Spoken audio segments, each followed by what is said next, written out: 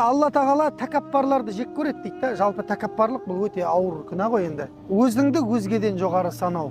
Негізі ешкімнен артық емес негізінде. Бізді бір-бірімізден ажырататын, яғни Алланың алдында дәрежені көтеретін жалғыз-ақ нәрсе бар дейді. Ол адамның түрінен көрінбейді дейді ғой. Не ол десе, ол тақуалық қана дейді болды. Басқа ештеңе ажырата алмайды бізді дейді. Ол да ертең топыраққа айналады, мен де ертең топыраққа айналамын. Бірақ есепке біздің тақуалығымыз түседі да. Біздің басқа денеміз ештеңеміз түспейді Алланың алдында. Алла тағала тәкаппарларды жек көреді дейді. Бірақ кедей болып тәкаппарланғанды одан қатты жек көреді дейді да.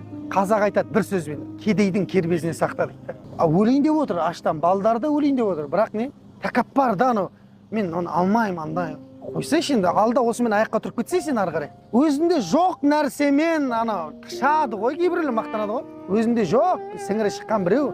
Бірақ өзін андай қылып көрсетеді да жаңағыдай. Андай орталарда енді Алла хидаят берсін енді.